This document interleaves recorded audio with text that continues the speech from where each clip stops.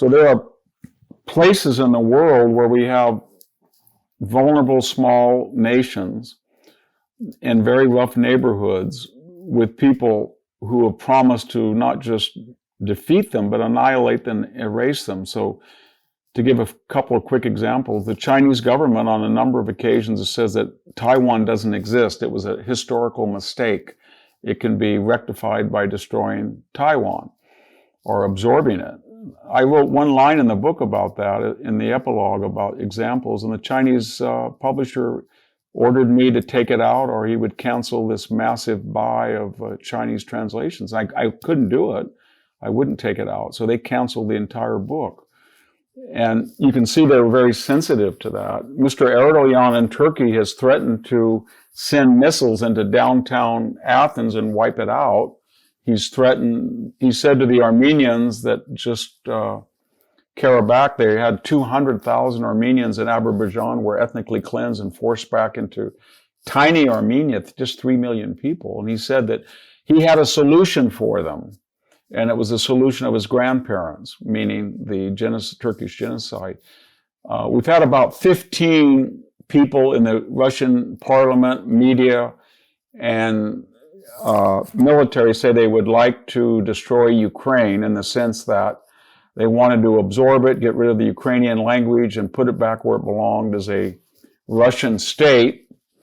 And so it's very common to see, and I'm not even getting into what the crazy things Kim Jong-un has yelled, but what's eerie about this is very rare to destroy a Carthage or a Tenochtitlan, Mexico City, or a Constantinople, but it happens. And what I was trying to show in the book is that it happens because people think it's impossible to happen.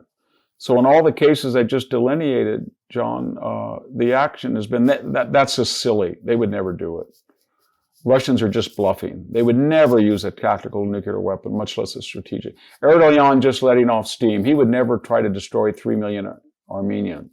And the Iranians would know that they can't get away with that. And you say to them, well, the Iranians would be famous Persian Shia. They would inherit the mantle of Islam as the one entity that destroyed the Jewish state. They might want to lose half their population to try it. Oh, no, they would never do that. And that was what all of these ancient examples that I point out in the book is they all said it couldn't happen here. Alexander the Great wouldn't dare do it. Scipio, he's an intellectual, he would not do it. Cortez, he's met Montezuma, he would not do it. Mehmet has the largest library in Islam, he's an intellectual, he would not destroy Constantinople. Or they said, we can count on the Genovese fleet, it'll be in the Dardanelles very quickly, it'll save us at the last moment, or a Macedonian army will come to the rear of the Roman besiegers at Carthage, or the Athenians, the Spartans, they'll come and help us defeat Alexander. It never happened. And so, yeah, I think that there's a template or a paradigm when I looked at this that shows you that countries that think that there's preeminent because they were, and they're not honest about decline. They don't take a dispassionate inventory of their defenses and resources vis-a-vis their attacker, but they live on past dreams. We're the great Byzantine Empire of 20 million people, or we're ancient Thebes, the home of Oedipus and Antigone, or we're Carthage, where Hannibal was at the gates of Rome almost, or we're Mexico City that has an empire of 4 million.